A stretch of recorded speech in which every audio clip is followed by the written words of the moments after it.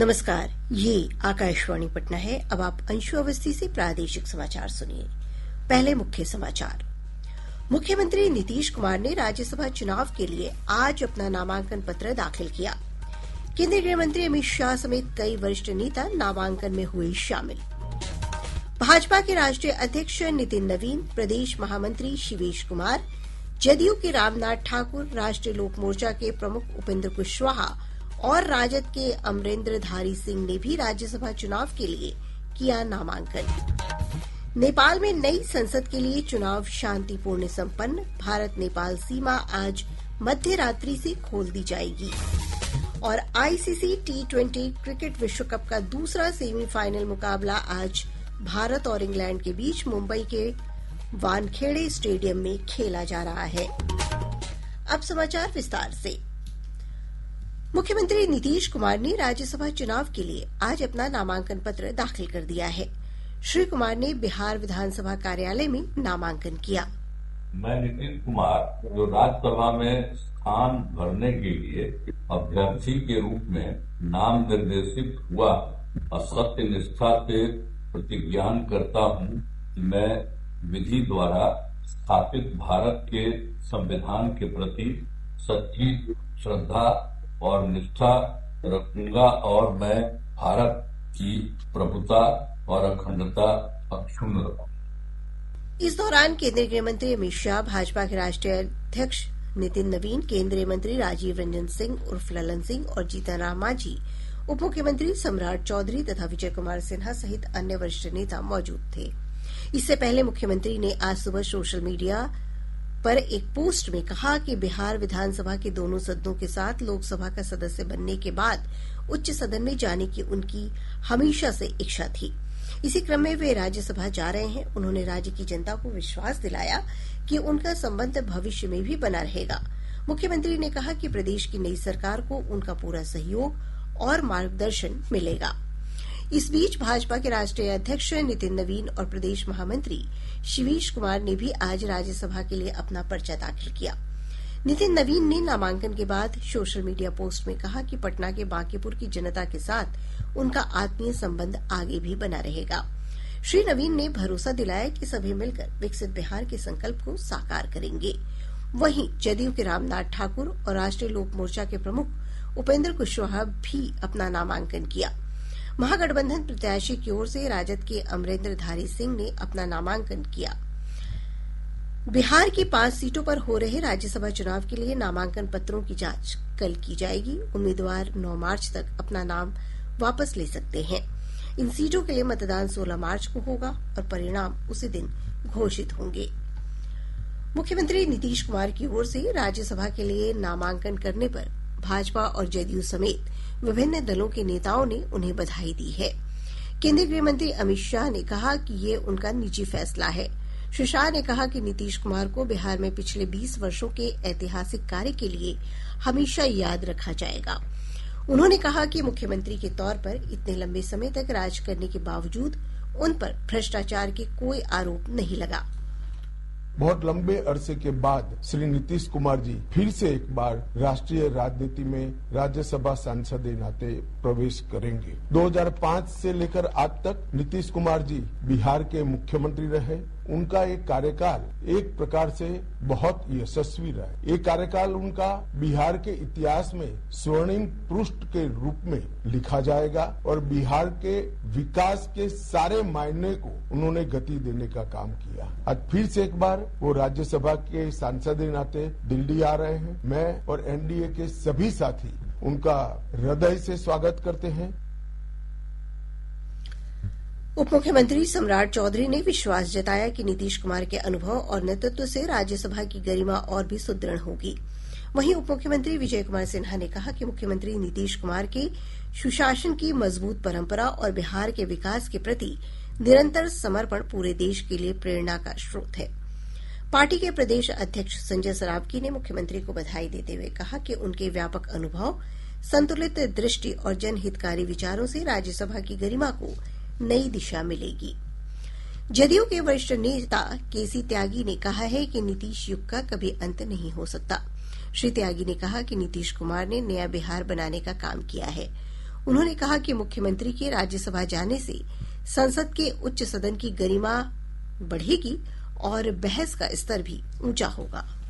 नीतीश युग का अंत कभी हो नहीं सकता। उन्होंने नया बिहार बनाया है। जैसे कर्पूरी ठाकुर और चौधरी चरण सिंह जिंदा हैं, ऐसे ही युग युग तक नीतीश कुमार भी याद किए जाएंगे। ये जाहिर है कि सदन की भी गरिमा बढ़ेगी, बहस का स्तर ऊंचा होगा और यूं भी 2001 में अपनी ख्याति के चलते और अपने अच्छे बौद्धिक ज्ञान के चलते उन्हें बेस्ट पार्लियामेंटेरियन का खिताब भी मिला था। लोक जनशक्ति पार्टी रामविलास के अध्यक्ष और केंद्रीय मंत्री चिराग पासवान ने कहा कि मुख्यमंत्री नीतीश कुमार ने एक साहसिक और दूरदर्शी फैसला किया है। श्री पासवान ने कहा कि उनके लंबे अनुभव और नेतृत्व का लाभ अब देश के उच्च सदन को भी मिलेगा। राष्ट्रीय लोक मोर्चा के अध्यक्ष उपेंद्र कुशवाहा ने राज्यसभा चुनाव के लिए नामांकन के बाद कहा कि चुनाव में एनडीए की जीत होगी। श्री कुशवाहा ने कहा कि बिहार के सभी 5 सीटों पर एनडीए उम्मीदवार विजयी होंगे। नामांकन हुआ है एनडीए के कैंडिडेट के रूप में 5 उम्मीदवारों का, और ठीक है कि औपचारिकता अभी शेष है, लेकिन सभी उम्मीदवारों की जीत पक्की है, सुनिश्चित है। नीतीश जी जा रहे हैं, उनका निर्णय है, सब लोग उनके निर्णय की सराहना करते हैं। बिहार की सेवा उन्होंने निरंतर 20 से भी ज्यादा वर्षों तक की है। अब दिल्ली में रहकर देश की भी सेवा और राज्य की भी सेवा आगे करेंगे। राजद नेता तेजस्वी प्रसाद यादव ने मुख्यमंत्री नीतीश कुमार के राज्यसभा चुनाव के लिए नामांकन पर कहा कि ये पहले से ही तय था। श्री यादव ने कहा कि उन्होंने शुरुआत में ही कहा था कि चुनाव के बाद नीतीश कुमार को भाजपा मुख्यमंत्री के पद पर रहने नहीं देगी।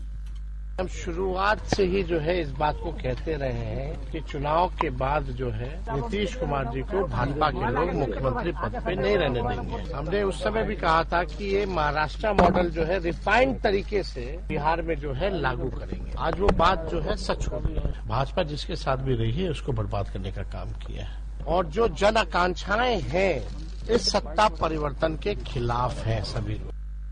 मुख्यमंत्री नीतीश कुमार के राज्यसभा के लिए नामांकन किए जाने पर बिहार कांग्रेस की ओर से भी प्रतिक्रिया सामने आई है।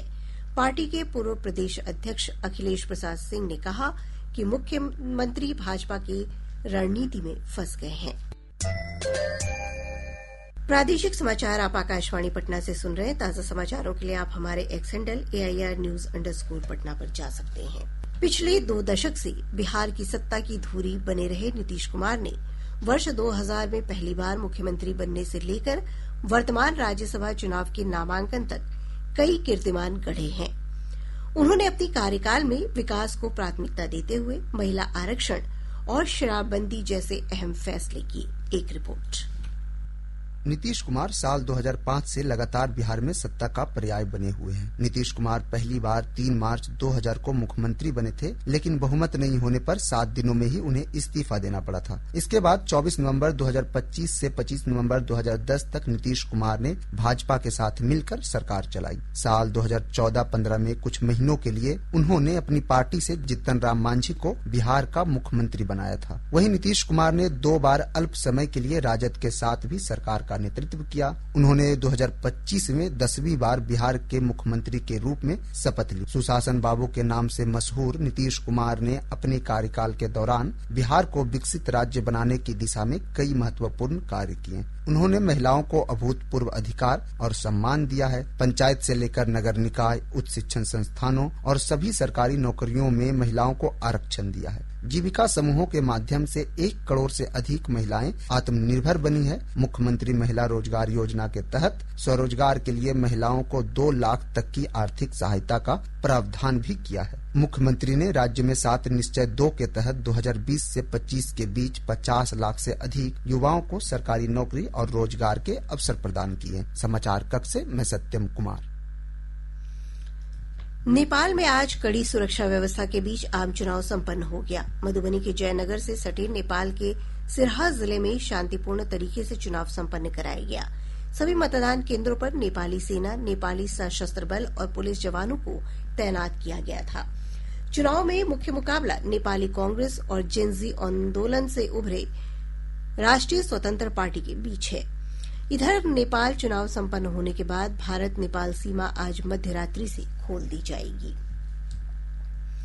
केंद्रीय गृह मंत्री अमित शाह ने आज नई दिल्ली में 4 डिजिटल उपकरणों का शुभारंभ किया। इस अवसर पर उन्होंने वर्ष 2047 की जनगणना के लिए महिलाओं और पुरुषों के प्रतीक शुभंकर, प्रगति और विकास का औपचारिक अनावरण किया। गृह मंत्रालय ने कहा कि उन्नत कंप्यूटिंग विकास केंद्र ने देश भर में गणना कार्यों को सुगम बनाने के लिए ये उन्नत डिजिटल प्लेटफॉर्म विकसित किए हैं। केंद्र सरकार ने कहा है कि खाड़ी देशों में तनाव के बीच भारत में ऊर्जा सुरक्षा की बहुत अच्छी स्थिति है।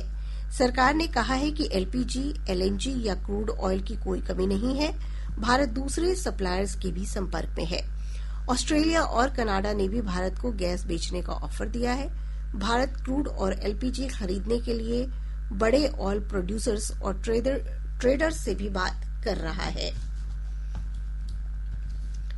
आईसीसी T20 क्रिकेट विश्व कप का दूसरा सेमीफाइनल मुकाबला आज भारत और इंग्लैंड के बीच मुंबई के वानखेड़े स्टेडियम में खेला जा रहा है।